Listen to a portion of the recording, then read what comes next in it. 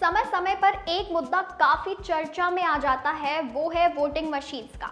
जी हाँ, बता दें कि समय समय पर ये मुद्दा काफी ज्यादा चर्चा का विषय बन जाता है क्योंकि विपक्षी दल आपस में ही इस मुद्दे को लेकर हमलावर हो जाते हैं। अब फिर से यही मुद्दा एक बार फिर लोकसभा चुनाव आ चुके हैं तो चर्चा का विषय बना हुआ है, क्योंकि विपक्षी दल का आरोप रहता है कि किसी को वोट डालो तो किसी और के ही पास चले जाता है। अब इसी को लेकर एक बड़ी खबर सामने आ रही है। आप सभी को बताते चले कि लोकसभा चुनाव के दूसरे चरण की वोटिंग के बीच शुक्रवार को सुप्रीम कोर्ट ने वीवीपैट वेरिफिकेशन की मांग को लेकर सभी याचिकाओं को खारिज कर दिया है। बैलेट पेपर की मांग को लेकर दर्ज याचिका भी खारिज कर दी गई है। कोर्ट के इस फैसले से ईवीएम के जरिए डाले गए वोट की वीवीपैट की पर्चियों से 100% मिलान की मांग को झटका लगा है। अब ये फैसला जस्टिस संजीव खन्ना की अध्यक्षता वाली बेंच ने सहमति दी है। चलिए जान लेते हैं कि क्या है सुप्रीम कोर्ट का ये फैसला।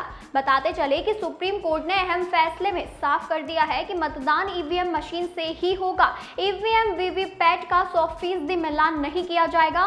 45 दिनों तक वीवीपैट की पर्ची सुरक्षित रहेगी। ये पर्चियां उम्मीदवारों के हस्ताक्षर के साथ सुरक्षित रहेगी। कोर्ट का निर्देश है कि चुनाव के बाद सिंबल लोडिंग यूनिटों को भी सील कर सुरक्षित किया जाए। अब यह भी निर्देश दिया गया है कि उम्मीदवारों के पास नतीजों की घोषणा के बाद टेक्निकल टीम द्वारा ईवीएम के माइक्रो कंट्रोलर प्रोग्राम की जांच कराने का विकल्प होगा, जिसे चुनाव घोषणा के 7 दिनों के भीतर किया जा सकेगा। अब यह फैसला सुनाते हुए जस्टिस खन्ना ने कहा है कि वीवीपैट वेरिफिकेशन का खर्चा उम्मीदवारों को खुद ही उठाना पड़ेगा, जिससे उम्मीदवारों को काफी बड़ा झटका लग सकता है। अब अगर किसी स्थिति में ईवीएम में छेड़छाड़ पाई गई तो खर्च वापस दिया जाएगा। वहीं इस दौरान जस्टिस दीपांकर दत्ता ने कहा कि किसी सिस्टम पर आंख मूंदकर अविश्वास करने से संदेह ही पैदा होता है। लोकतंत्र का मतलब ही विश्वास और सौहार्द बनाए रखना है।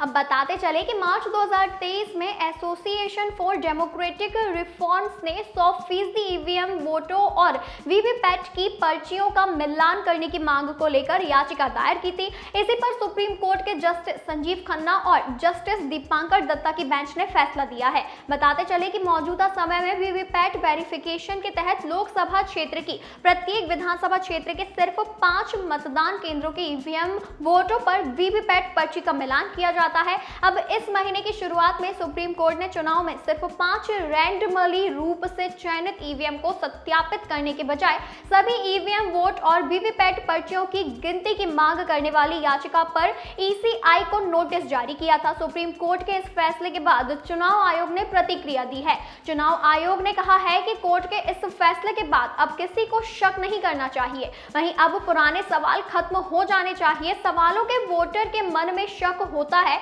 बता दें कि चुनाव सुधार भविष्य में भी जारी रहेगा।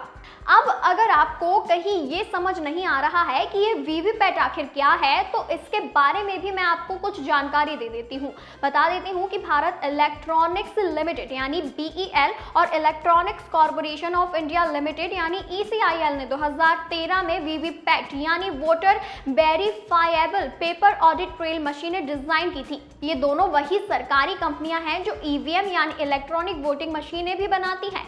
वीवीपैट मशीनों का सबसे पहले इस्तेमाल 2013 के नागालैंड विधानसभा चुनाव के दौरान हुआ था। इसके बाद 2014 के लोकसभा चुनाव में कुछ सीटों पर भी इस मशीन को लगाया गया। बाद में 2017 के गोवा विधानसभा चुनाव में भी इसका इस्तेमाल हुआ है। 2019 के लोकसभा चुनाव में पहली बार वीवीपैट मशीनों का इस्तेमाल देश भर में किया गया।